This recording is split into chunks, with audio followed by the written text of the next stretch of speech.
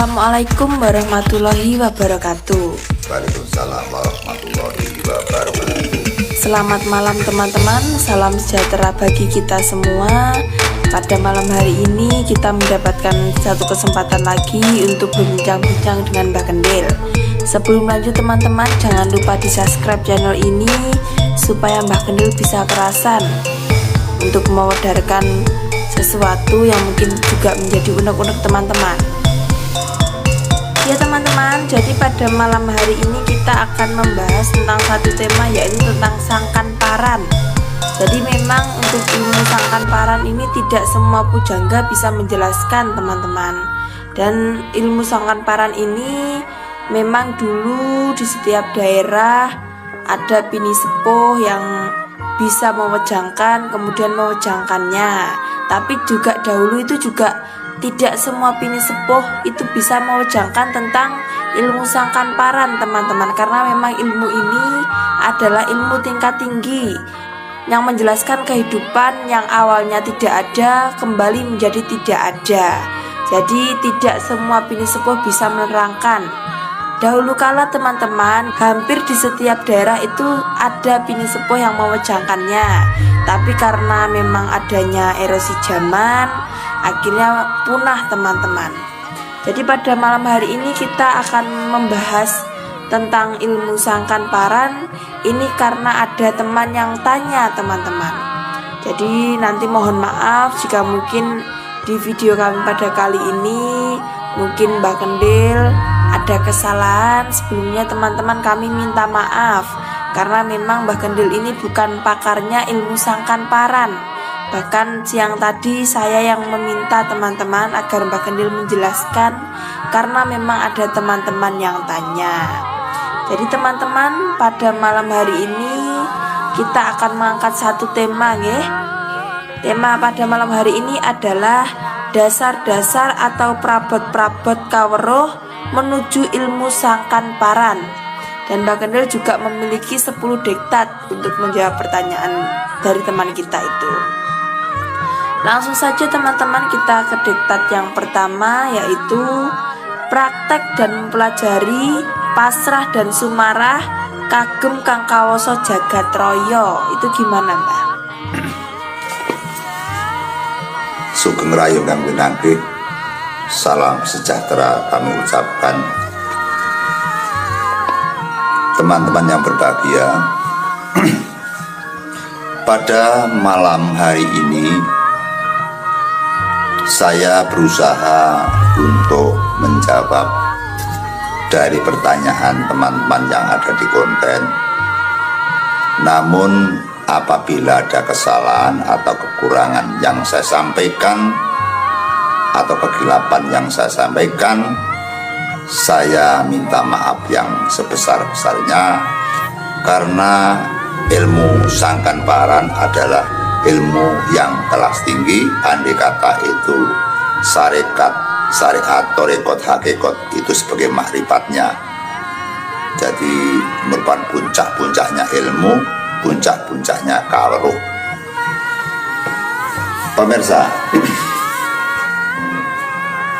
kita lebih jelasnya untuk menggaris sebuah kalimat yang dinamakan sangkan paraning dumadi sastro jindro ayuningrat pangruwating diyu.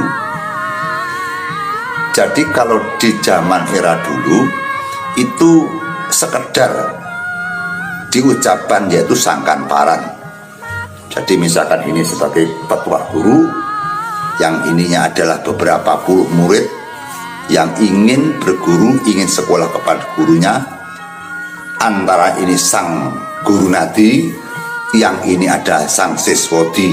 Kalau di zaman dulu orang bersekolah ilmu itu tidak hanya 1-2 orang, berpuluh-puluh, beratus-ratus, karena ingin sekali mengetahui tentang ilmu dan kaweruh. Karena di zaman era dulu itu tidak ada informasi seperti kita, seperti HP, TV, radio, dulu nggak ada. Sehingga apabila sang guru menceritakan ilmu atau kaweruh, itu para siswa benar-benar mendengarkan dengan hikmah, benar-benar mendengar dengan khusyuk sekali. Karena bahwa seorang guru itu dianggap sesuatu yang bisa menggiring kepandaian, sesuatu hal yang bisa untuk mengajarkan yang tidak bisa menjadi bisa, yang tidak tahu bisa menjadi tahu. Jadi di era dulu sebelum yang saya lahir itu sudah ada ilmu Sangkan-Paran. Bahkan dimungkinkan bahwa sebelum agama masuk ke Indonesia, pribumi sudah mempelajari tentang kepangeranan atau mempelajari dengan ilmu Sangkan-Paran. Nah, ada pertanyaan dari teman-teman kita, apakah yang dimaksud ilmu Sangkan-Paran? Nggih. Kita sebelum melangkah, kita sebelum menggali yang lebih dalam tentang Sangkan-Paran, bahwa kita sampaikan bahwa ilmu Sangkan-Paran itu ada dua bilik atau dua rongga. Rongga yang pertama adalah lahir, rongga yang kedua adalah batin. Rongga pertama adalah gemelar, rongga yang kedua adalah gulung. Rongga pertama adalah pembeberan ilmu yang bisa diutarakan kepada siapapun. Rongga yang kedua ilmu kawruh Sangkan-Paran yang tidak boleh diberitahukan di sembarang tempat, atau ilmu yang tidak dapat diucapkan di sembarang tempat. Jadi ilmu Sangkan-Paran yang boleh diutarakan itu adalah sebagai lapisan luar saja. Andai kata itu kelapa hanya sebagai sepet atau batoknya. Adapun tentang kelapa dan santan dan minyaknya itu tidak boleh, karena kalau nanti diberikan kepada orang yang benar-benar tidak tepat sasaran, justru malah orang tersebut akan menerima kesusahan atau malah menerima kesengsaraan. Karena ilmu Sangkan-Paran itu bukan ilmu sewajarnya atau ilmu sembarangan. Karena ilmu Sangkan-Paran adalah ilmu yang benar-benar pasrah dan sumarah sukma jiwa dan raganya gitu. Kita langsung ke tema adalah ilmu Sangkan-Paran. Kita kupas dulu sebelum kita masuk ke rongga Sangkan-Paran. Kita mengenal dulu dengan tema, kita mengenal dulu dengan tujuan yang kita bicarakan, yaitu Sangkan-Paraning dumadi. Jadi ilmunya yang dinamakan ilmu Sangkan-Paraning dumadi. Tapi orang-orang sesepuh dulu nyebut cuma gampang, Mbah, kula mbok diwejani Sangkan-Paran. Le, kowe apa wis ngerti ilmu Sangkan-Paran? Hanya itu. Tapi kita bikin komplit Sangkan-Paraning dumadi. Itu satu titik saja. Sangkan-Paran, sangkan itu bisa diartikan asal mulane, asal usule. Kemudian kita kembali paraning dumadi. Nah, kemudian dari tembung parang adalah bukan merupakan kiblat atau arah atau tempat atau tujuan atau pergi kemana, bukan. Yang dimaksud di dalam ilmu ini adalah parang adalah papane pangeran. Papane pangeran bisa dikategorikan itu merupakan dununging pangeran atau tempate pangeran. Nah, pangeran bisa diartikan pengengeran. Pengengeran adalah ikut, menghamba atau swito atau ngayom.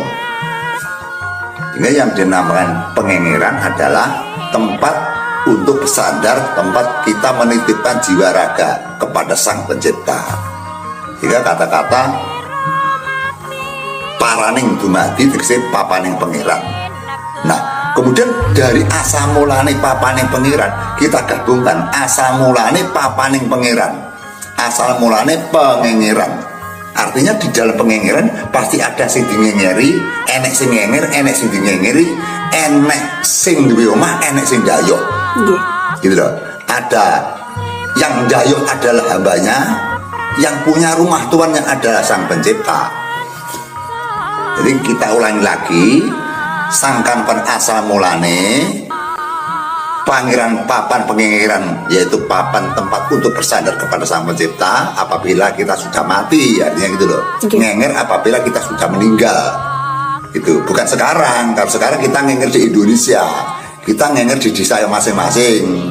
Kalau yang dimaksud dengan ilmu, besok lek wis tipikal mangsane tumapa memanising pati wis tumeka njur nyawa kita dijabut sing mau kuwasa, kita akan kembali kepada Sang Pencipta. Kita akan ngenger kepada Sang Pencipta. Jadi kita gabungan lagi biar jelas. Sangkan paran, jadi asal mulane paran papane pangeran. Jadi sangkan paraning dumadi. Nah, sekarang kita bukan tentang dumadi. Dumadi tegese ono atau wujud. Nah, artinya kewujudan daripada Sang Pencipta. Ya, padahal apabila kita untuk menjelentrehkan tentang ketuhanan, bahwa Tuhan itu tidak berwujud tapi wujud. Tuhan itu tidak berbentuk dan tidak berwujud, tapi sebenarnya juga wujud. Wujud dari apa? Wujud dari keagungan. Keagungannya, wujudnya apa? Kalau kita sudah mencari rezeki, kita diberi rezeki oleh Tuhan. Kalau kita misalkan tidak punya anak, kita diberi anak sama Tuhan. Kalau kita sudah mencari pekerjaan, Tuhan juga memberikan pekerjaan kepada kita.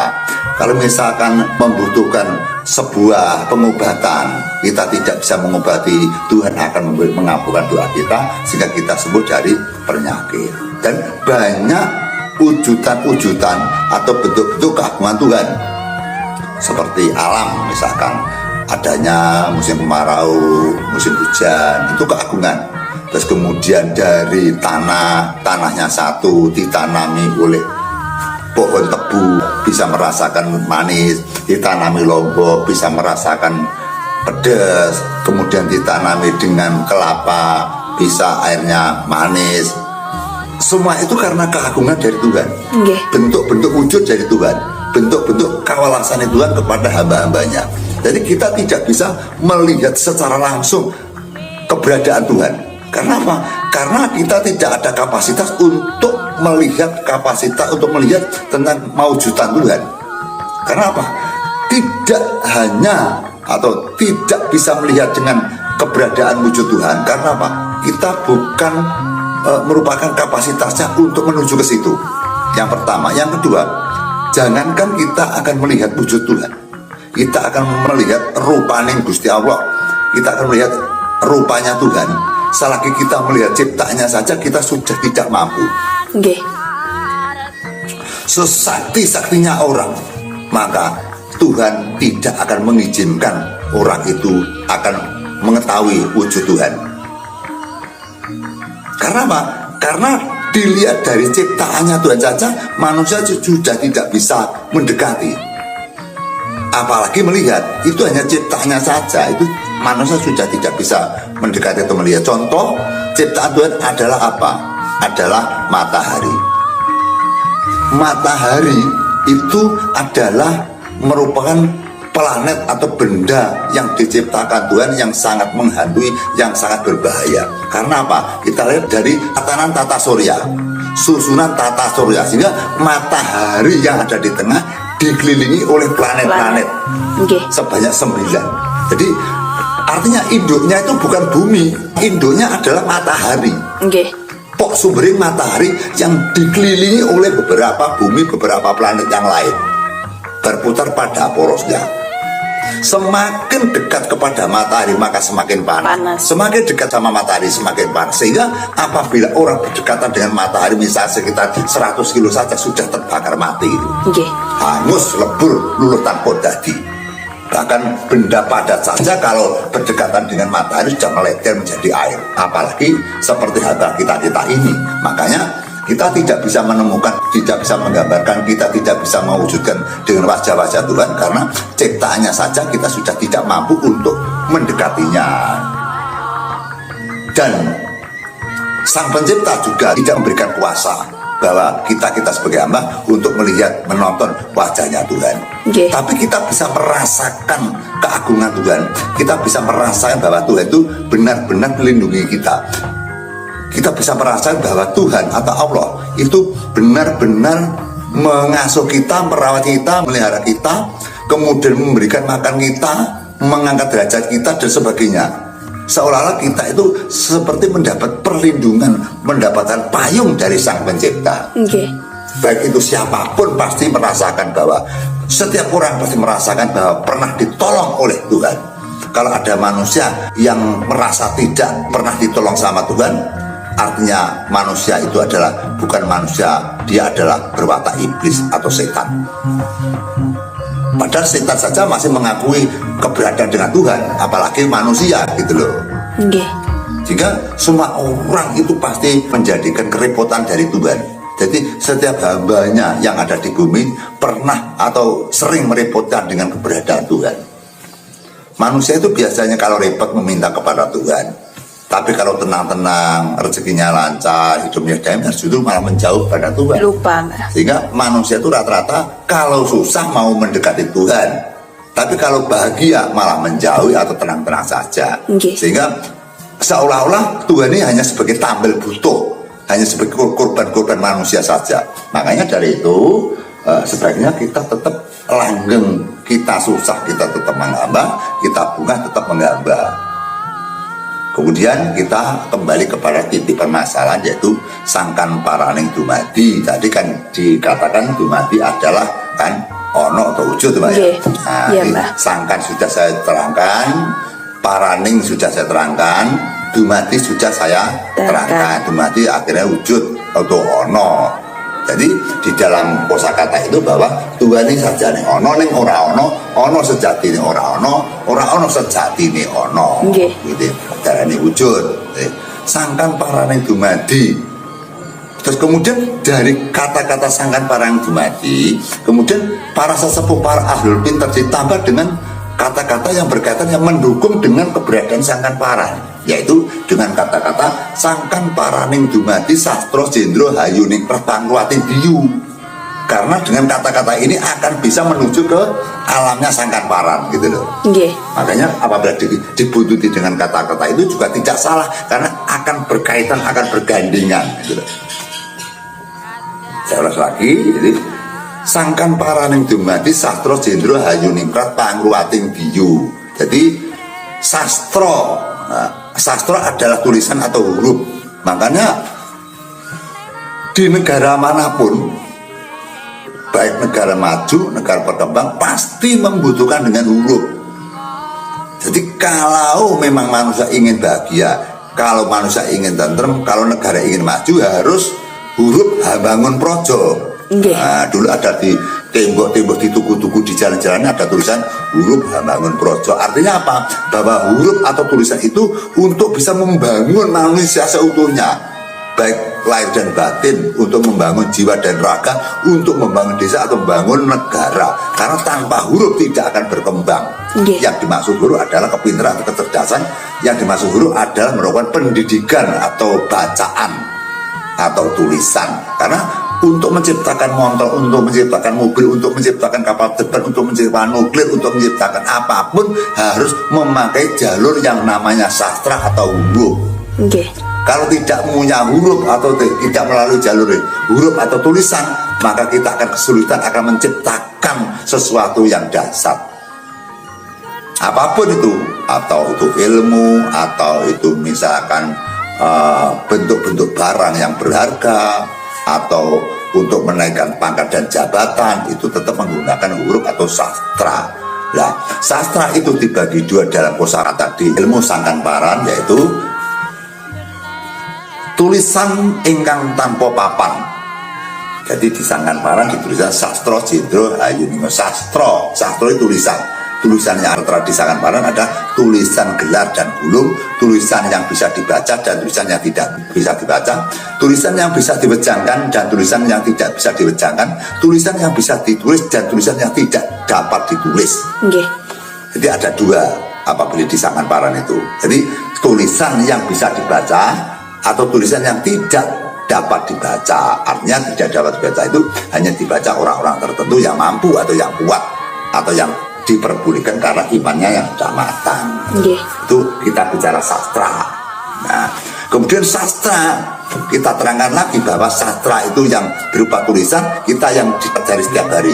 Kita untuk membaca, kita untuk sekolah, kita pakai tulisan-tulisan yang bisa dipelajari setiap harinya. Kemudian tulisan-tulisan yang tadi dapat dibaca adalah tulisan dari Kodrat dan Irodat. Misalkan ada orang bernama B. Nah, B itu adalah dari kecil sampai tua dia tidak pernah hidup bahagia.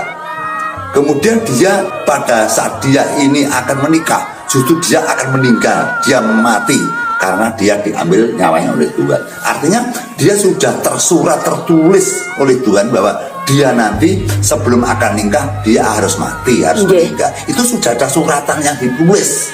Tapi tulisan itu tidak dapat dibaca siapapun gitu loh. Yang dimaksud sangkan panas seperti ini saudara gitu loh. Tulisan yang tidak dapat dibaca. Dan masih ada lagi tulisan-tulisan yang tidak dapat dibaca, yang berkaitan dengan alam gitu loh. Jadi alam pun juga ada tulisan yang tidak dapat dibaca oleh kahanan gitu loh. Misalkan alam, kalau di Indonesia itu ada tulisan bahwa satu tahun dibagi dua, musim hujan dan musim kemarau. Itu kan tulisan juga, dapat dipastikan pasti ada gitu. Ada tulisan-tulisan yang tidak dapat diuraikan secara lahir dan tidak bisa dibusak. Biasanya tulisan-tulisan yang tanpa papan itu tidak bisa dibusak karena yang menulis adalah Sang Pencipta, yang menulis adalah Tuhan Yang Maha Esa. Nah, kemudian sudah kita terangkan tentang sastra suda, kemudian jendro. Nah, jendro adalah merupakan hal-hal yang gawat, hal-hal yang berbahaya. Makanya ilmu sangan parang itu tidak dapat dipejangkan ke siapapun gitu loh. Ilmu sangan parang tidak mudah diucapkan dimanapun. Adapun kita di sini di konten ini yang kita bicarakan adalah sangkaran parang yang bentuknya luar. Mirsa. Jadi kami hanya bisa mengucapkan sangkaran parang dalam bentuk luar, lapisan luar.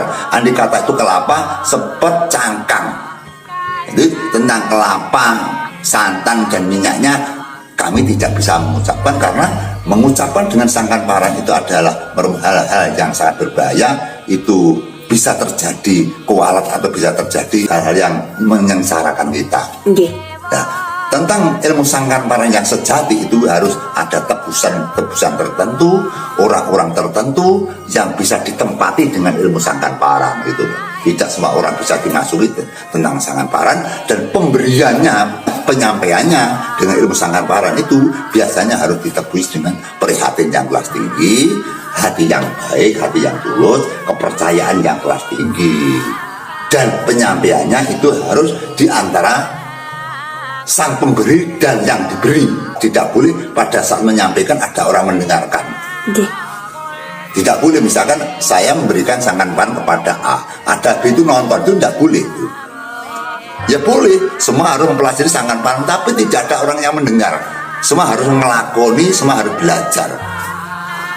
Nah, jadi ilmu sangkan parang adalah ilmu yang benar-benar tidak dapat dikembangkan secara kolektif atau secara bersama-sama di muka umum, tapi dengan kawruhnya yang ada di luar, atau mukodimahnya, atau lapisan luarnya, atau saran atau wawarahnya itu bisa diaturkan kepada siapapun.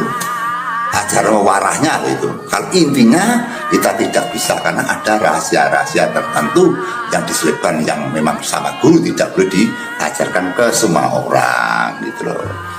Jadi kita ulas lagi adalah arti jendro adalah merupakan gawat atau berbahaya atau gaib.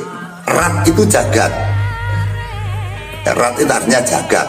Terus sastra jendro hayuning rat pangruwating diyu. Nah, rat jagat pangruwating diyu. Pangruwat artinya pembersihan, diyu adalah raksasa.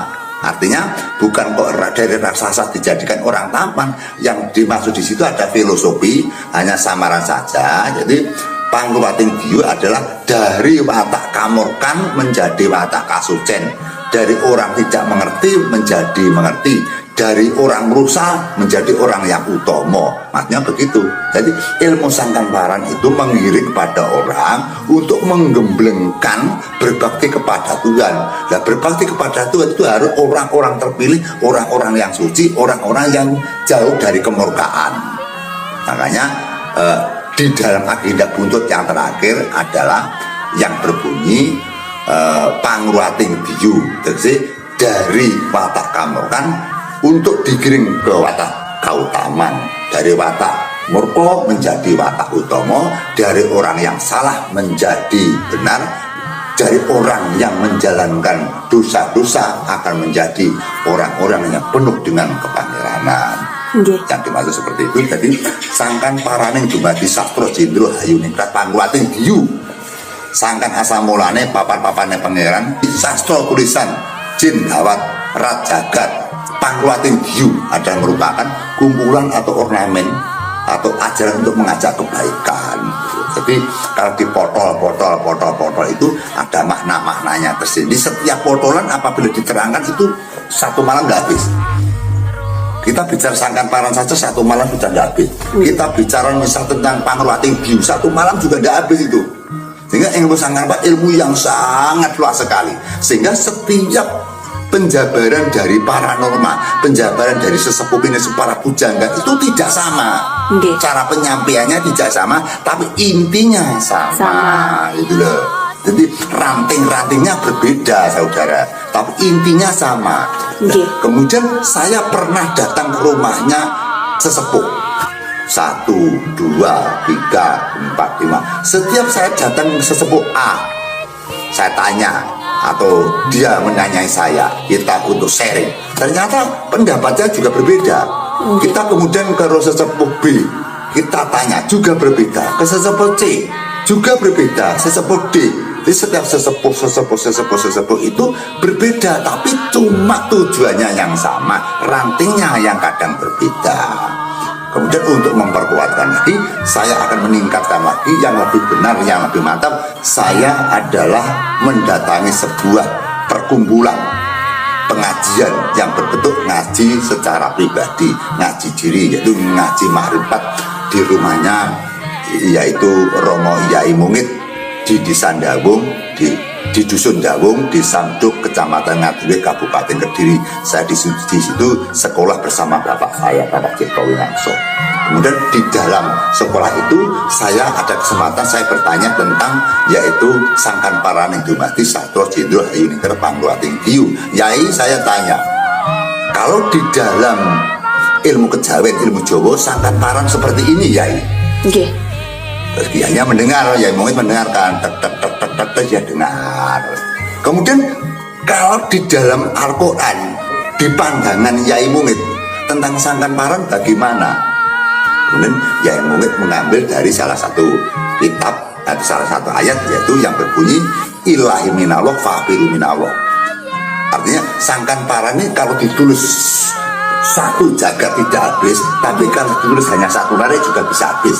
Jadi sangkan paran yang begitu luas, hanya ditulis hanya 2 kata saja sudah cukup, yaitu ilahi minallah fa'biru minallah innalillahi wa inna ilaihi rajiun. Jadi asal mulan manusia orano balik orano, asal manusia sangka Gusti Allah bakal balik ning asale Gusti Allah. Itu jawabannya Yai Mungit. Simpel saja gitu loh. Jadi intinya yaitu manusia asal sangka Gusti Allah akan kembali juga kepada Gusti Allah. Itu jawabannya Yai Mungit. Kemudian dari saya datang ke rumahnya para sesepuh ini sepuh sing ilmu sak dhuwurku, akhirnya bisa saya simpulkan. Sehingga saya tidak pernah sekolah khusus untuk ilmu sangkan paran gitu, Bang saudara. Saya tidak pernah sekolah tentang ilmu sangkan paran.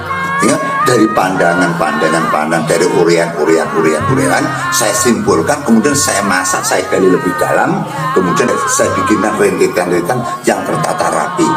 Cara hitungan, ada hitungan 1, 2, 3, 4, 5, 6, 7, 8, 9, 10. Jelas, kadang-kadang kita tanya kepada teman-teman sesepuh, itu jawabannya morat-marit. Ke 1, 3, 7, 9. Sehingga kita belajar itu sulit. Makanya untuk menerangkan ilmu apa saja harus rentet.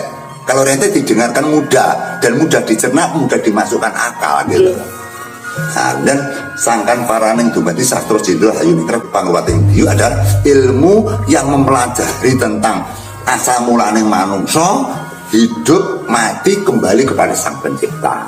Nah, kemudian kita akan membuka konsep diktat, ada 10 diktat untuk menekankan, untuk menggarisbawahi, untuk menjabarkan, untuk memperjelas akan keterangan tentang sangkan paran ini akan mudah dimengerti.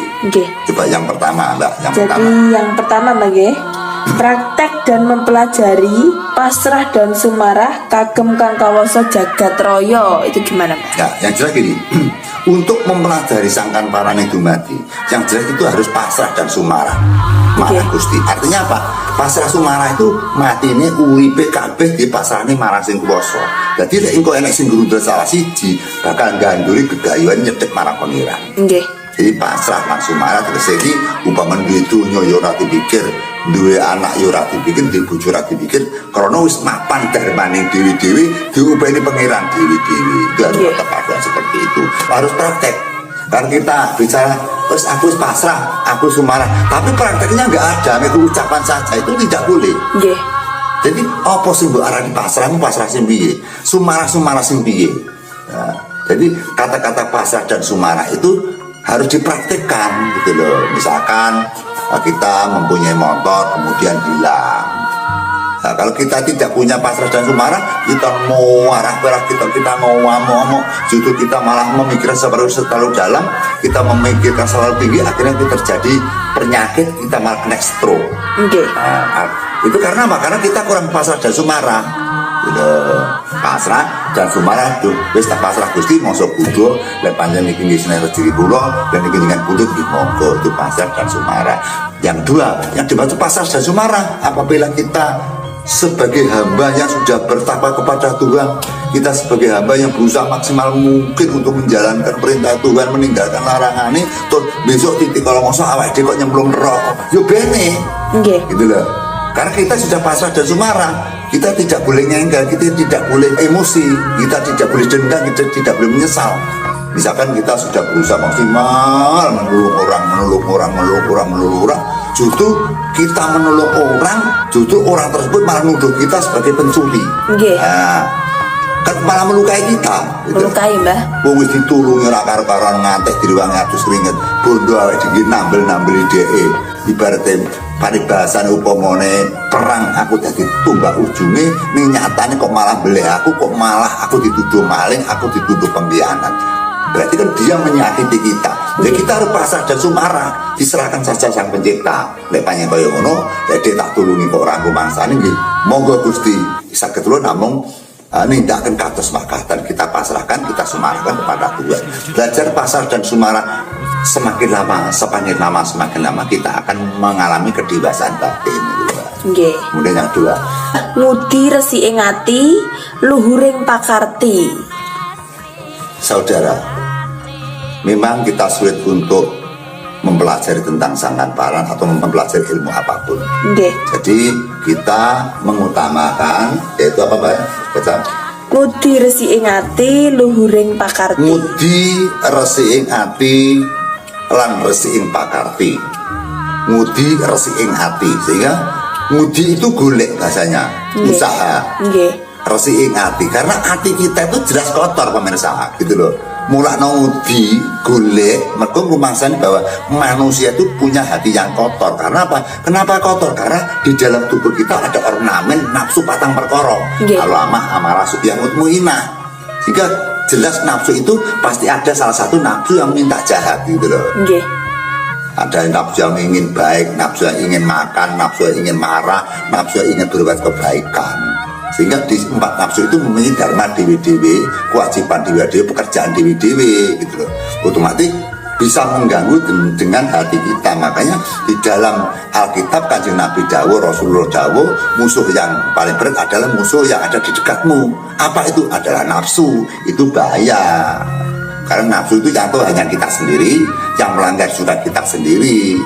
Nah, di samping nafsu, kita juga mempunyai musuh yang sangat berat adalah bisikan atau dekatan kepada iblis-iblis yang ngiming-ngiming dengan kebaikan-kebaikannya. Kalau kita tidak berhati-hati, maka kita akan kepleset dengan kerjaan iblis atau jin. Nah, sehingga kesimpulan kita harus bersihnya hati dan bersihnya pakarti. Pakarti itu adalah tindakan atau perilaku setiap hari. Jadi yang namanya bersih perilaku, bersih tingkah pakarti itu tidak hanya satu sisi atau satu saat saja. Jadi pagi, siang, sore, malam itu harus bersih. Apabila kita akan salah, kita cepat mundur. Wah, aku lagi ini, aku tadi ini, lah aku ini tadi ini. Sehingga cara berjalan harus benar-benar dipikir agar kita nanti tidak kepleset dan tidak merugikan kepada orang lain, tidak menyakiti kepada orang lain. Nggih. Maka dengan tidak menyakiti orang lain, maka kita akan membuat senang orang lain, maka kita terhindar daripada nafsu kamulkan, hati kita semakin baik, pakar kita semakin suci, semakin sempurna.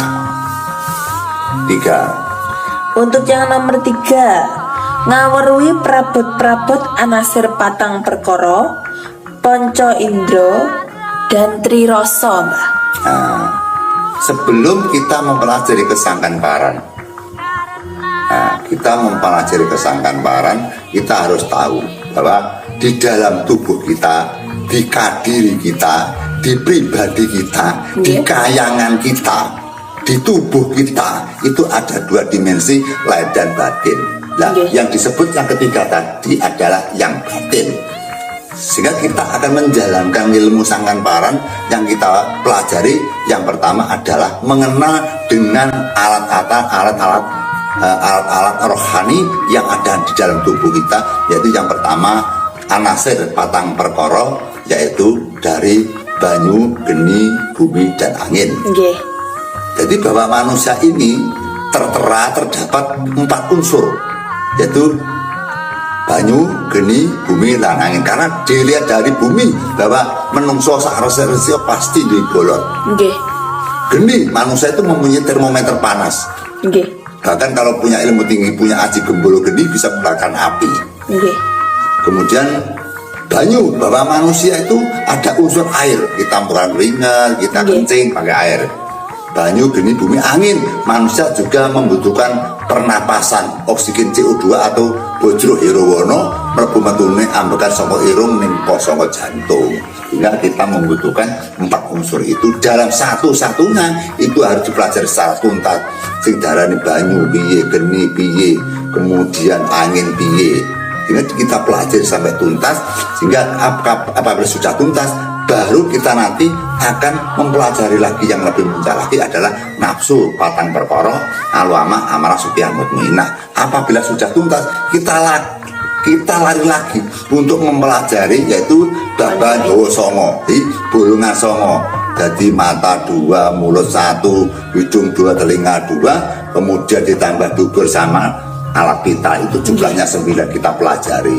Setelah itu kita pelajari lagi dengan panca indera, panca 5 indera sudah dibilang, jadi merupakan indera yang sebanyak 5, panggondo, panguncap, pangurung dan sebagainya sebanyak 5. Itu dipelajari. Apabila sudah dipelajari, maka siap-siaplah untuk menerima wejangan dari sangkan paran pati sastro jindru hayuning kerep pangurating diu. Ketambahan tadi yang belum dibicarakan adalah trirasa. Trirasa yang dapat dikatakan yaitu seperti hanya kereta kencana kang tinarik udo catur. Nah, paham Mbak yang dimaksud kereta kencana tinarik udo catur? Mohon dijelaskan, Mbak. Nah, jadi untuk mempelajari trirasa itu kita untuk lebih dasar menggambarkan katuranggan kang tinarik udo catur. Katuranggan turungga ki jaran, catur ki papat, kereta ki wadak. Kereta ini kan bentuknya wadah. Kereta pada rombong bakso, rombong apa kaki 5. Jadi wadah itu wujud. Jadi kereta ini adalah kita. Nah, kereta ini kita adalah kereta kan ada roda, kemudian ada inter, ada payon, ada pecut dan sebagainya, toh Mbak. Manusia juga punya tangan, punya kaki, punya mata, punya telinga. Itu merupakan perabot dari katuranggan. Katuranggane, keretane adalah kita. Keretane adalah tubuh kita. Kemudian kereta kencana, keretane kita. Kencana ada merupakan hal-hal yang istimewa. Jadi perabot kita itu istimewa, Mbak. Tangan, kuping, mata itu istimewa karena tangan-tangan ini atau perabot-perabot ini memang berharga mahal. Misal Mbak Lulu, tak beli hidungnya 1, apa boleh? Tidak boleh, Mbak. Tak beli misalkan matanya 1 kan tidak boleh. Itu kan barang-barang istimewa itu. Menurut daerah ini kereta kencana. Menurut disebut kereta kencana. Jadi kereta yang sangat mahal sekali. Berharga, Mbak. Yang berharga sekali. Kereta kencana yang dinarik udah catur. Ditarik apa? Ditarik melakuning kereta, melakuning badan wadah itu mam. Ditarik sama dayaning nafsu patang perkara, anasir patang perkara. Nggih. Jadi itu duwe gagasan, duwe ide, iki mergo sangka nafsu patang perkara lan sangka nafsu patang perkara lan anasir patang perkara. Nggih. Kemudian nafsu patang perkara, anasir patang perkara digelak dening triloka, yaitu guru loka, indra loka, jana loka. Guru loka yang ada di dalam otak, jana loka yang ada di dalam hati, kemudian guru loka, indra loka ada indra yang berada di dalam tubuh kita. Nggih. Jadi sebelum kita mempelajari tentang katurangan, kita juga mempelajari tentang yaitu penarikan dari kereta kencana. Yang menarik adalah nafsu patang perkara, karena ditarik kemudian ada pemikiran tiga serangkai, yaitu guru loka, indra loka, jana loka. Guru loka yang ada di otak atau kepala, jana loka ada di dalam hati yang punya inisiatif, kemudian guru loka, jana loka, indra loka adalah merupakan panca indera yang ada di dalam tubuh kita. Di antaranya kereta kencana ditarik di nafsu patang perkara, anasir patang perkara, juga diseliputi dengan kerjaan-kerjaan panca indera, makanya manusia bisa berjalan. Kemudian di dalam katuranggan itu juga disebutkan dengan trirasa, yaitu tiga rasa. Rasa rasane rasa, rasa rasane raga, rasa rasane rasa sejati. Rasa rasane rasa manggon ana ilat iso ngrasakne pedes asin gurih lan legi. Rasa rasane raga bisa ngrasakne kejurinu panas dan sebagainya. Rasa rasane rasa sejati kang manggon ana telenge sanubari kang suci, kang manggone ana ati, kang iso ngrasakne kaendahan, kang iso ngrasakne beneran lupute, lan iso ngrasakne kang iso ngrasakne bener kang sejati. Upamane awak dhewe nyolong duwite wong, pada saat kita nyolong kita belikan motor, kita belikan makanan, ilat ngrasane enak, mripat ngrasane apik, tapi apabila yang punya uang tadi mencari, maka di dalam hati nanti teratapan, yang bisa merasakan teratapan adalah hati bukan matanya. Yang malu bukan matanya tapi hatinya, artinya yang bisa merasakan adalah hatinya. Itu trirasa. Kemudian Kemudian untuk yang nomor 4 Mbah, yaitu Topo Broto Maladining meditasi dengan trisembah. Itu pripun Mbah?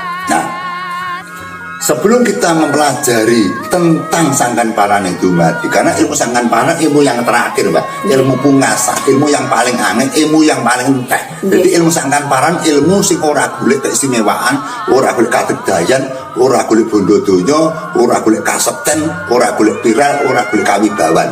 Jadi ilmu kanggo sangu mulih gitu loh. Sangat penting Mbak ya. Jadi ilmu kanggo sangu mulih, jadi nggak enak kelebihan apapun. Makanya untuk menuju situ harus benar-benar kita sikap tentang keberadaan yang ada di dalam tubuh kita. Karena di dalam tubuh kita nanti akan terpisahkan antara sukma dan rogo gitu loh. Sukmanya kita kembali suci, rogonya harus sampurno. Harus sampurno, bisa kembali kepada anasir patang perkara gitu loh Mbak. Sing banyu yang geni, sing ain balik yang angin. Nah, kemudian kita kembali yang keempat, Topo Broto Maladining meditasi dengan trisembah. Untuk menjalankan apa itu, sebelum kita belajar tentang ilmu sangkan paran, kita harus berlatih atau bersinau untuk topo broto dan meditasi. Kemudian caranya topo bagaimana, caranya meditasi bagaimana.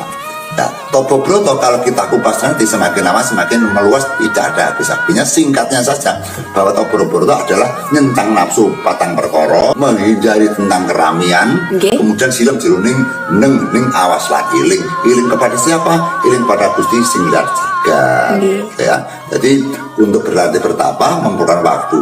Bertapa adalah menyibukkan diri, bertapa menghindarkan nafsu, bertapa itu menghilangkan keramian, bertapa itu menghilangkan kesenangan, kegembiraan, bertapa adalah menggembirakan satu, adalah muhung minta ampunan, muhung mendekatkan diri pada Sang Pencipta. Caranya ada yang ada di rumah dengan kita wiritan, ada yang kita juga, ada yang ada kita juga yang melaksanakan dengan meditasi.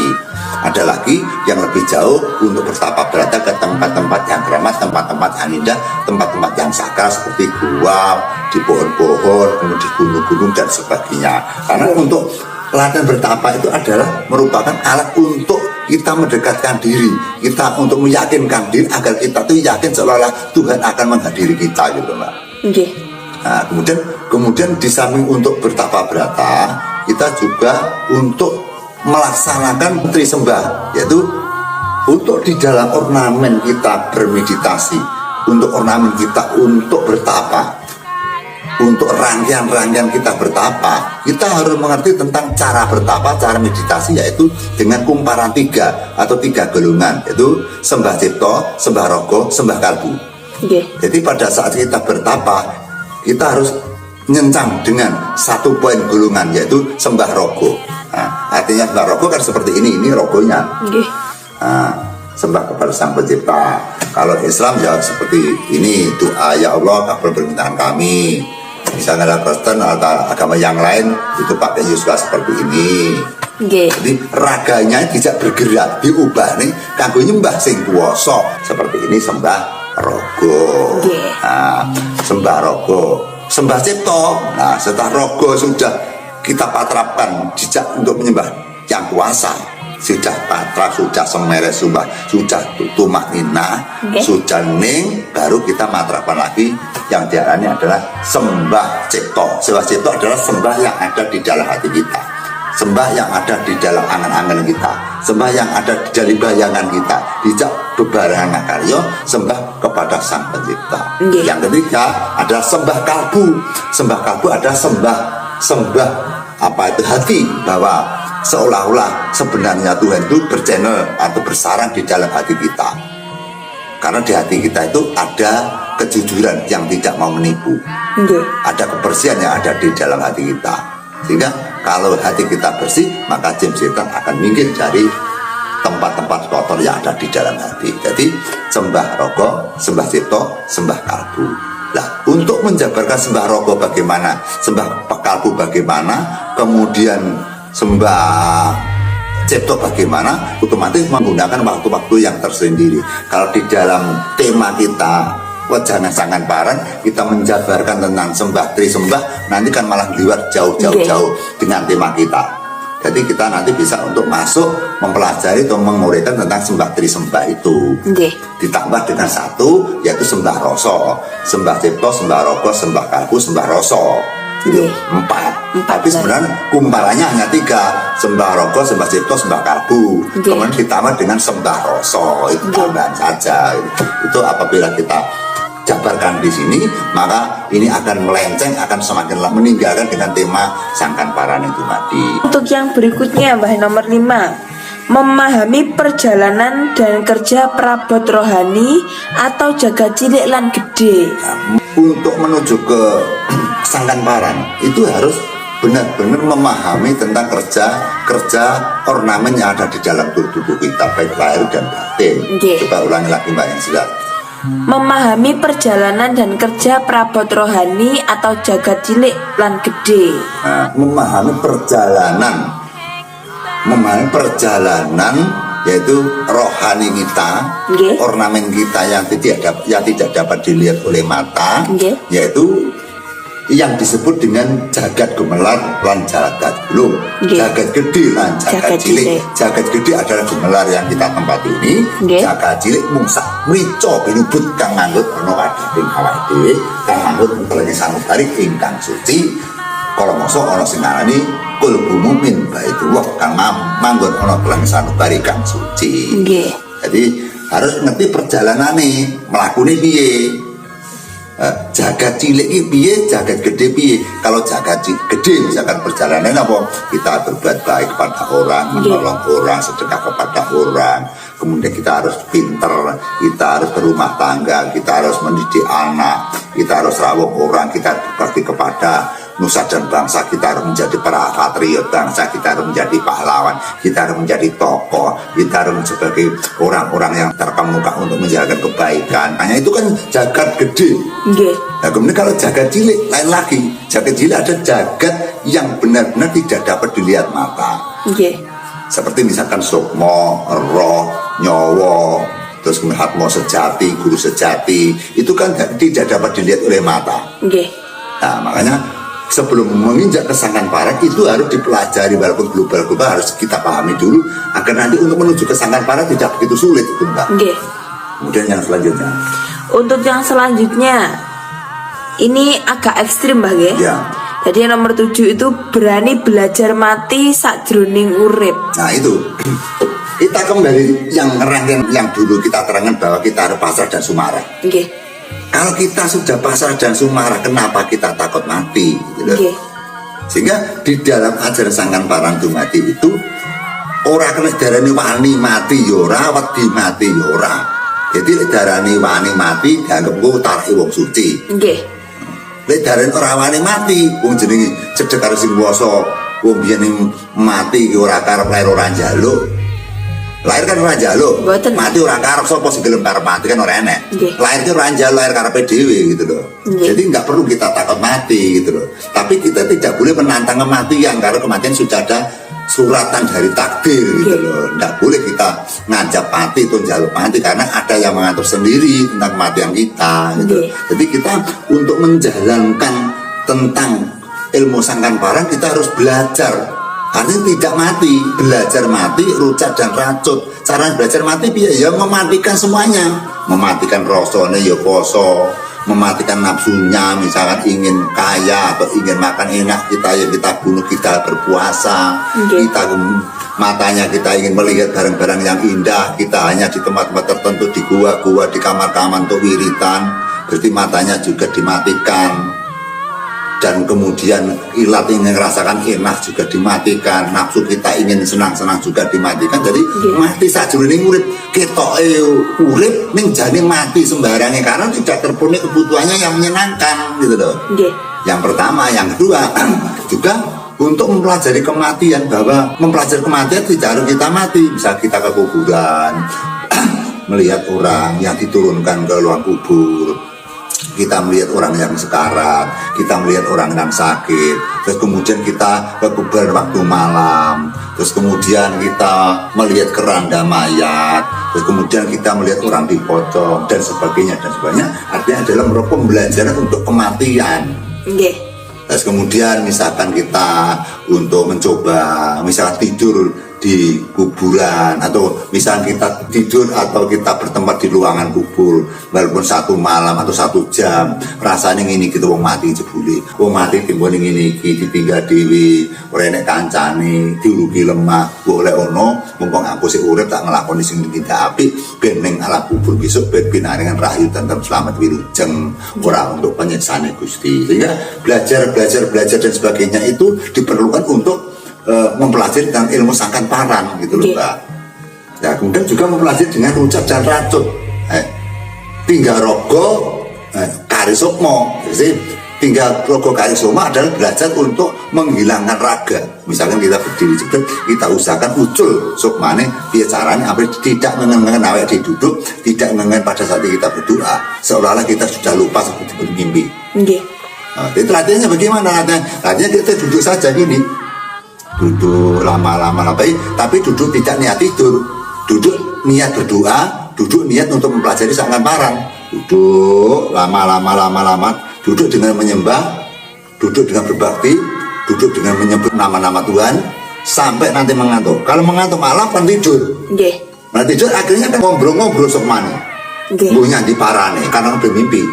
Jadi yang dari rucat racut sebenarnya mati sajroning urip. Wong jenenge mati terus turu upama duwe panganan raro. Nggih. Urip nyatane sik sambekan. Nggih. Ya, harus belajar seperti itu. Belajarnya kita duduk sampai tidur. Nanti kalau sudah tidur maksud nanti tahu bermimpi apa gitu. Bermimpi apa, mendapat sakit apa. Itu latihannya seperti itu gitu. Nggih. 1 kali, 2 kali, 3 kali, berkali-kali nanti akan lebih mendekat lagi, lebih mendekat dan mendekat, akhirnya punya gambaran-gambaran tertentu yang tidak diperoleh dari orang lain tapi mendapatkan dengan dirinya sendiri, sehingga nanti akan mendapatkan ilmu dari Sang Pencipta, bukan dari manusia. Nanti penjabarannya bukan karena dijabarkan dari orang, kita akan dijabarkan sehingga urip secara langsung, secara tuntunan dari Sang Pencipta. Nggih. Kemudian lanjut Mbak nggih. Untuk pertanyaannya nomor 8 ini berkaitan dengan jawabannya Mbak Gendil, yaitu belajar rucat racut rogo sukmo. Ya, kan tadi kan Anda 7 dan 8 gandeng. Yeah. Tapi kita ulas lagi sehingga Yeah. dalam mempelajari Sangkan Parang, nek enek wong belajar Sangkan Parang, kuwi wong sing bener pasrah dan sumarah, ora iman-iman uripe, ora iman-iman bandane, ora iman-iman anak lan bojone. Tegese ora kok teges mentol karo bojone, darmane tetep wajib panggah diopeni. Tapi khusus pribadine awake kudu dipikir mergo besok bali nang ngarsane Gusti ora karo bojone, ora karo anak, ora karo bandane, secara pribadi ngadep marang pangeran. Jadi ora nek sinulu kejaba mung awake dhewe. Makanya kita harus ada waktu untuk pasrah marang kepada Tuhan gitu loh. Nah, latihannya yaitu carane latihan. Coba saja Anda ada semua bisa dilatih di rumah. Coba mengambil tempat di gua, di gunung, atau di masjid, atau di langgar, atau dimanapun, coba istikaf. Anda diam sebentar, diam kan, akhirnya lama-lama nanti Anda mengantuk. Maksud akhirnya apa tau? Kan belayang akhirnya. Sukma ujul rogone menang. Nah, itu latihan syariat itu merupakan latihan dasar saja. Nanti kan namanya rucat langsung secara langsung. Ketika dimaklop langsung jadi gitu loh. Tapi latihannya seperti itu. Jadi kalau sudah paham, sudah ahli, sudah kelasnya tinggi, pangkatnya sudah sarjana atau profesor dokter, nanti ingin rucat raja itu sejak keblek lama sudah melakukan semua gitu. Tapi latihannya kita duduk dulu gitu. Kita duduk biar bermimpi dulu, lihat impian dulu gitu. Ya itu tadi belajar rucat racit Rogo Sukmo Mbah ya. Ini tadi ternyata ada yang ketinggalan Mbah. Dan Sinau Kumoro itu gimana Mbah? Sinau Kumoro adalah mempelajari tentang Kumoro. Sehingga di dalam agenda mempelajari Sangan Parang Dumadi, Kumoro itu adalah merupakan apa tuh roh-roh yang sasar gitu loh. Kalau dari ilmu Jawa itu ada roh yang sasar gitu loh. Kita lepas dari agama gitu loh. Ada roh yang sasar, roh yang memburu, yang mengembara. Ada dari paham-pahaman misalkan. Ini kan kalau di alam agama kan tidak boleh ya. Karena di dalam agama yang nama pocong dan sebagainya itu memang jin yang mimbo pocong. Tapi juga ada kalau di kejawen lain lagi adalah orang yang pocong itu adalah orang-orang yang mati yang sasar gitu loh. Jadi orang Jawa menyatakan itu bahwa pocong itu berasal orang mati menjadi pocong, menjadi misalkan peri, menjadi misalkan hantu, menjadi gendruwo dan sebagainya adalah berasal dari orang-orang yang murka kemudian sasar menjadi sukmo memboro, sukmo sasar gitu. Jadi kita memang harus untuk mempelajari tentang ilmu Jawa harus lepas dulu kepada agama, nanti jangan dicampur, nanti malah jadi tindak karo-karo mendapat tuntutan dan mendapat sengatan. Kita ngomongin kabudayaan baik memang ini biyen ngomongin ini, jadi kon gugat bae sing mati lek gelem nuri bae ini ron biyen gitu. Yang saya ucapkan itu bahasa saya berbicara itu loh. Bahasa bicara dia bilang bahwa Mbah, pocong itu biyen ya apa wong mati, ya pocong itu wong mati sing murka, sing salah tumindahe, sing salah sasar susun dadi pocong iki gawe wong biyen. Adapun di dalam agama adalah pocong merupakan jin, itu kan pakem dari kitab. Jadi dari ucapan atau budaya atau dari warisan tidak dapat diterap dengan begitu saja. Biarkan saja dari warisan leluhur kita lestarikan saja. Dan pandangan dan ketentuan kita pilihan memilih hal yang benar, memilih agama yang benar itu urusan pribadi. Karena itu kepercayaan. Yang penting kebudayaan dari ilmu leluhur tetap kita kembangkan, Mbak ya. Untuk menuju kepada Sang Pencipta itu kan dengan keyakinan yang tidak dapat dipaksa siapapun. Yang penting tidak mengganggu dari ajaran atau dari agama yang lain. Kemudian Mbak yang selanjutnya, kenal sedulur gaib tunggal pertapan beda panggonane. Ya, di dalam kejawen, di dalam ilmu Jawa itu benar-benar diisukan atau didengung-dengungkan bahwa kita mempunyai sedulur yang ada di dalam hati. Kita mempunyai saudara yang ada di dalam hati sing rupane padha, sing glagate padha, ning sing ora sawicara, tapi siji darman, siji panggonane, siji jagate. Lek manggone ning awake dhewe, ning jagate ora ning awake dhewe. Sehingga ada orang yang misalkan di dalam satu rumah itu ada dua orang. Bahwa sampean kan pernah dengar dengan anak saya Mbak Lulu. Nah, ini kan bukan cerita. Ini bukan cerita, ini kisah nyata dan tidak mungkin menipu. Apalagi saya yang ada di sini nggak mungkin menipu kepada saudara saya. Pada saat itu saya menonton TV. Karena anak saya cerita sama sampean. Saya menonton TV dengan saya pakai sarung. Kemudian anak saya yang ada di ruang tamu melihat saya berkaca. Jadi Mbak Kendili berkaca di cermin. Terus anak saya yang namanya An bicara sama saya begitu lama. Omong-omongan sama cacat yang ada di kaca tadi dianggap saya. Setelah selesai kemudian anak saya masuk ke kamar saya, lah saya menonton TV sarungan. Sehingga anak saya kan terkejut, Mbak. Kaget loh, Pak. Lah sing nang kaca mung sopre panjenengan. Kok sampean kok nggih celono? Kok kok enek wong kaya sampean tak jak omong-omong, lha kemeng sapa gitu loh. Nggih. Makanya ada dua orang yang sama persis, suaranya sama, gelagatnya sama, tapi dia berbeda karena siji pertapa, siji panggonan gitu. Kalau orang Jawa ajaran-ajaran itu ada, Mbak. Iya. Jadi lek ngaran sedulure dhewe, kang manggon ana awake dhewe iki lek wong Jawa. Nggih. Nah, tapi kalau kita bicara tentang agama nanti nggak bisa, nggak boleh itu, nggak boleh. Itu bicara Jawa saja digolong kita ngomongin Jawa, kita ngomongin agama, kita jangan sampai dicampur aduk gitu. Nanti malah berbahaya. Kita ngomongin Jawa saja dulu. Jadi ilmu Jawa mengakui ada punya sedulur yang ada di dalam hati kita. Jadi seperti itu kita harus mempelajari hal-hal yang seperti itu untuk perabot, untuk mempelajari mengembangkan dengan ilmu sangkan paran dumadi. Karena perabot semua nanti akan ditinggalkan, yang di bawahnya amal kebaikan menuju sang pencipta, yaitu kembali kepada sang pencipta, kembali malah asal mula niro gitu.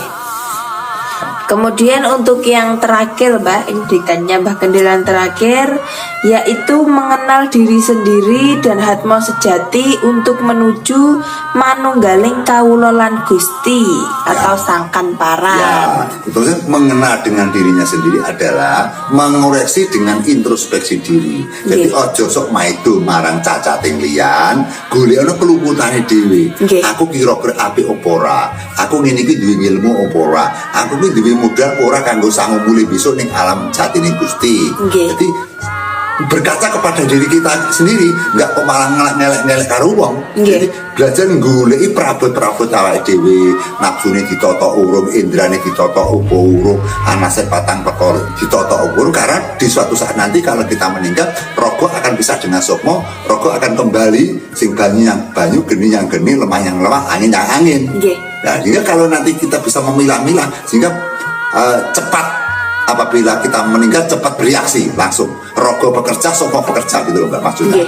Sehingga kita akan dengan selesai dengan cepat, pulang dengan cepat, pulang dengan kilat. Rogo akan kilat menjadikan urian-urian yang tertentu, kemudian sokmo akan kembali sang pencipta dengan cepat.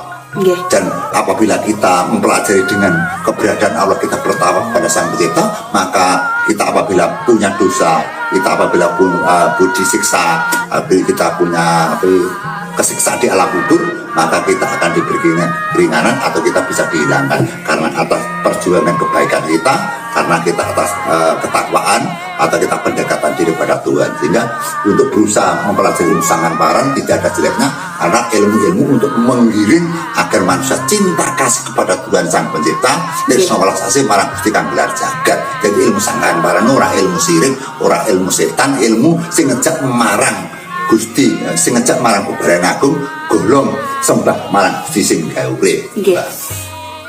Ya, jadi teman-teman, itulah yang kami bicarakan pada malam hari ini, yaitu tentang ilmu sangkan paran.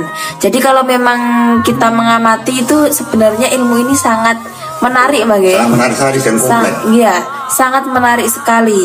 Jadi teman-teman, itulah yang kami sampaikan pada malam hari ini. Kiranya bisa dimengerti. Apabila mungkin ada kesalahan, kami mohon maaf, karena memang Mbah Kendil ini bukan pakarnya, teman-teman.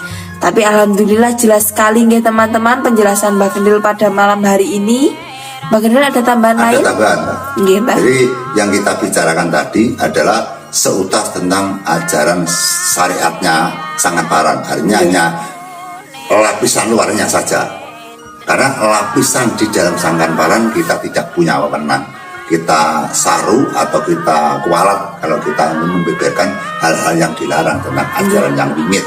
Jadi ini hanya lapisan luar. Kemudian kita nanti akan berkembang lagi, kita mengembangkan sayap lagi tentang sangkan paran yang bagian luar, seperti kejadiannya pewayangan, yaitu yang bercerita dengan Diworuci. Jadi cerita layang Diworuci tadi adalah penggambaran Manunggaling Kawula lan Gusti, yaitu Manunggaling Bratasena dengan sang Ruci Datara atau Ruci Dewa.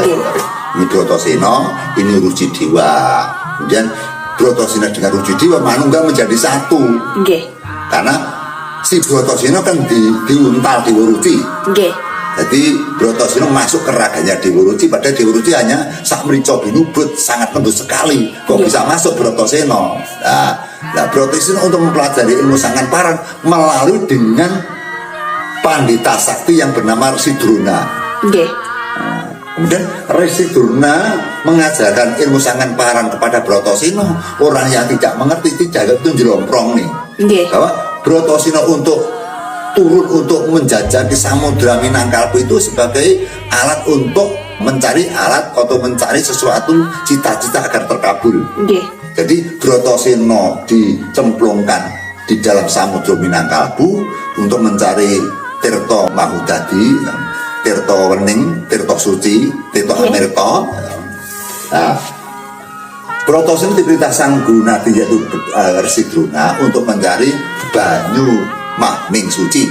Nggih. Banyu Mahning Suci itu banyu Mahudadi, Mahning Suci itu banyu penguripan. Nggih. Artinya urip itu sejatinya kan langgeng. Nggih. Urip sejati langgeng, langgeng sejatine urip. Urip langgeng sapa ya sing gak urip. Karena sing gak urip ora bakal mati, manusia iso mati. Nggih. Jadi supaya Perkudara mencari sing gak urip. Nggih. Jadi Tirta Mahudadi, Tirta Wening, Tirta Mahning Suci itu adalah tirtaning Gusti, uriping Gusti kan golek uriping Gusti. Gitu lah. Maksudnya si Drona. Nah, untuk mencari ilmu Sangkan Paran, nah, si Bratasena juga untuk menyemplung atau ambyur di telangi Samudra Minangkabau dan dia bertemu dengan Taksaka atau Naga yang besar yang bernama Yai Nemburnaya. Yai Nemburnaya, Nawa itu songo tuh, Pak. Nggih. Jadi Yai Nemburnaya Perkudara untuk mempelajari bolongan songo. Oh, jadi iya. Naga Taksaka iku lho Nggih. ubet ning Perkudara disuwek cangkeme nganti metu getih kae. Kula kae darane Kyai Nemburnaya. Nawa ki songo. Jadi nembur ki ketokne wiritan. Nggih. Ngetokne ilmune. Jadi mengeluarkan ilmunya dari bolongan songo. Itu ada oreanya, tidak ngawut itu. Nggih. Terus kemudian sebelumnya itu Perkudara juga diperintah oleh Resi Drona untuk ke alas, yaitu ke alas sebuah gua. Di situ ada Dewa Dua, Indra dan Bayu untuk memberikan yaitu Gelo Minangkara sebagai hadiahnya Perkudara bahwa untuk mempelajari Sangkan Paran itu mati bahwa di dalam hutan itu tidak ada, suruh Perkudara Bratasena bertanya kepada gurunya. Nggih. Jadi Sangkan Paran di sini tidak ada. Jadi Perkudara di situ diperintah untuk Drona untuk mencari kayu gong susu angin. Nggih. Napa Mbah niku? Jadi ini Perkudara Bratasena nggih lek pancen jeneng kita kepengin golek Sangkan Paran. Sangkaran Paran itu mati, Bapak Drona bakal sanggup medar kawruh. Bapak Drona bakal sanggup mudi kawruh. Bapak Drona sanggup bakal blakake ilmu Sangkan Paran itu mati. Sastra Jendra ayo perpangur ating biru sok maringake wujude pamintane ning guru ya Bapak Drona. Apa Bapak Guru? Wujude ya kuwi kayu gong susu angin. Ora esuk ora sore, lamun jeneng kita iso nduduhake wujude ya kuwi kayu gong susu angin, jeneng kita bakal tak ulang, bakal tak warai, bakal tak gamblangke, bakal tak wejang ilmu Sangkan Paraning dumadi. Akhirnya Bratasena pergi ke Alatih Broksara mencari kayu gong susu angin. Nggih. Ya enggak ada kayu kegayuan, gong gede ya. Nggih. Angin wis ngarani kok. Jadi kegayuan sing gede gitu loh. Jadi kayu gong, kayu kegayuan. Gong iki sang yang agung. Nggih. Jadi yen to golek ilmu Sangkan Paran itu mati, golek gegayuan, tumuju marang Sang Hyang Agung. Nggih. Gitu loh. Itu hanya telok sandi. Iya. Akhirnya Perkudara mencari di hutan kan tidak ada. Kembali lagi ke Drona lagi. Setelah di Drona diperintah lagi. Sekarang sudah tidak ada kayu gong susu angin. Sekarang ganti kamu harus turun di Samudra Kidul. Carilah yaitu Tirta Mahning Suci. Nggih. Tirta Mahning, Tirta Moho dan Ming. Moho gede, Ming wis ngarani. Suci mung sawijine Gusti. Jadi sing Maha Suci amung Gusti Kang Maha Suci. Jadi Nggih. karepe si Perkudara kon golek duluhe Gusti Kang Maha Suci. Ya ini cetuk marang Sang Guru sejati yang disebut dengan Sang Ruci Bathara ya Dewa Ruci. Nah, Dewa Ruci di situ digambarkan gurunya Bratasena yang ada di dalam tubuhnya Bratasena, yang ada di jagat kecil Bratasena. Maka di Jawa itu juga disebutkan bahwa ada guru yang tidak dapat digambarkan, guru yang tidak dapat dilihat, guru yang ada di dalam jagat cilik kita. Yang digambarkan dengan ilmu atau sangat paran itu mati di dalam cerita Sang Dewa Bathara, ya Sang Ruci Dewa utawa lakon Ruci Dewa utawa Bratasena berguru untuk mencari ilmu sangkan paran atau Dewa Ruci. Lakon itu, jadi lakon Dewa Ruci itu lakon kemirip-miripan dengan ilmu sangkan paran itu mati sastra Jindra Hayuningrat Pangruwating Diyu. Sing biyen Werkudara Dewata Kamrokan bareng Werkudara mempelajari ilmu sangkan paran diberi gelung Minangkara, belum Minangkara sing nek mburi dhuwur nek ngisor ndek. Jadi Werkudara mangklung seperti ini, Mbak. Jadi gelung Minangkara dhuwur mburi ndek ngarep tegese tumungkul marang pepodo, tumungkul marang Bantala. Werkudara rumangsane ada kawula cilik. Jadi Werkudara wis manunggal antarane kawula lan Gusti, Bratasena wis kasembatan manunggaling kawula lan Gusti, yaitu antarane Sang Guru Sejati lan Sang Siswati dan Sang Guru Sejati manunggal dadi sawiji digambarake si Bratasena nalika Bratasena golek kawruh sangkan paran dumadi kanthi dalan Durna cethuk marang Sang Ruci Bathara. Jadi cerita-cerita itu ada penggambaran ilmu sangkan paran dumadi. Pada suatu saat nanti kita akan sembung lagi apa yang dibicarakan Bratasena, apakah yang dibicarakan dengan Ruci Bathara pada saat mejang tersebut, mejang sangkan paran. Maka nanti kita akan bikin konten lagi tentang sangkan paran itu mati, pewejangan Bratasena kepada Dewa Ruci, Dewa Ruci kepada Bratasena tentang sangkan paran itu mati.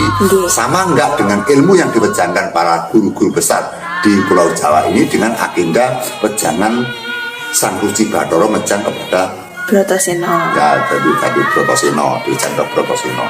Di dalam ilmu sangkan paraning dumadi, sangkan paraning dumadi sastra Jindra Hayuningrat yang digambarkan oleh sosok kesatria yaitu Sang Bratasena. Bratasena adalah perawat satria yang punya watak wajah, duwe watak wajah. Yen diperintah ngulon ora bakal balik, yen ora bakal kelakon. Timbangane balik anggur tekane mati, timbangane bengkok anggur tugel. Watak-watake Werkudara watak satulkan luhur. Jadi wayang sakotak sing cethuk marang dewane, cethuk marang Gustine ya mung Werkudara. Sing diakoni satru kang roh manunggaling kawula lan Gusti, satriya kang wis babar antuk wedaran wujuding sangkan paraning dumadi. Jadi kalau kita gambarkan ini wujudnya Sang Bratasena. Nah, jadi pada saat Bratasena ini dia berguru kepada Resi Durna, dia tetap mendekati Durna, dia heran kepada Durna bahwa guru yang dianggap ampuh, guru yang dianggap agung hanyalah Resi Durna. Karena Resi Durna dengan kepinterannya, dengan ketekunannya bahwa Resi Durna adalah Resi yang patut kita guru. Karena Resi Durna mejang atau ngulang para Pandhawa itu tidak dapat gaji. Jadi kalau ada dalang yang mengatakan bahwa Drona itu jadi muridnya Pendholan Kura untuk duit, untuk bayaran, itu salah. Jadi Resi Durna ngulang Pendholan Kura itu hanya minta bayaran supaya murid-muridnya nanti untuk bisa melawan yaitu Prabu Drupada. Karena Durna punya masalah dengan Resi Drupada. Pada saat perang dengan Drupada, akhirnya Pancalaradya dikalahkan oleh Bratasena, Pancalaradya dikalahkan oleh Pandhawa. Akhirnya lunaslah utang-utang Pandhawa untuk sekolah di Resi Drona. Jadi Pandhawa sekolah neng ngarsane Resi Drona adalah merupakan siswa yang teladan, yaitu Bratasena atau Bratasena yang dipilih 5 saudara yang diperkirakan bisa untuk melintasi halangan dan cobaan. Maka kelima saudara yang kuat memban ilmu sangkan paraning dumadi hanyalah satu, yaitu si Brotoseno karena Brotoseno punya watak wajah sehingga dia tidak akan mundur walaupun mati pun, kalau belum selesai atau belum cukup apa yang dituju dia tidak akan mundur. Maka si Brotoseno adalah merupakan siswa yang dipilih oleh Resi Durna untuk apa yang mempelajari dengan ilmunya yang disebut Sangkan Paran itu tadi. Nanti kita akan membeberkan apa yang diwejangan Diwuruci kepada Brotoseno. Sama nggak wejangan Diwuruci kepada Brotoseno dengan wejangan Sangkan Paran yang diwejangan oleh para sesepuh-sesepuh, gegeduk-gegeduk, para brahmonersi, para pujangga, para sesepuh binesku di era zaman dulu. Yang diwejangan Diwuruci kepada yang wejangan para sesepuh pujangga itu sama atau enggak? Beliau apa enggak? Apakah ada kesamaan? Apa sama sekali tidak sama yang diwejangan di pewayangan di antara di pewayangan dengan masyarakat luas atau di masyarakat umum zaman dulu. Kemudian pada saat si Brotoseno itu mendapatkan ilmu Sangkan Paran itu Mbati Sastro Jenderal dari Sang Ruci Bathara, kemudian si Brotoseno juga ingin sekali mengembangkan sayapnya, ingin sekali juga membeberkan ilmu Sangkan Paran, sehingga ilmu yang baik itu ilmu yang bermanfaat. Jadi kalau ilmu itu dirahasiakan itu malah justru salah itu. Jadi adanya ilmu itu harus dibeberkan, harus diberikan kepada orang lain biar nanti bermanfaat. Kemudian si Werkudara juga akan menggelar sebuah itu padepokan, yaitu di Sumur Jolotundo. Kemudian dia juga bersama dengan guru sejatinya Sang Ruci Bathara. Kemudian sampai ada Brahmana yang ampuh yang berasal dari Pertapan Gendali Soto yang kondang dari Senopati Alogo di Nagara Ngalangkodirejo. Sepulang dari Alengko, yaitu yang disebut Resi Mayangkara Hanuman, dia mertapan di Pertapan Gendali Soto.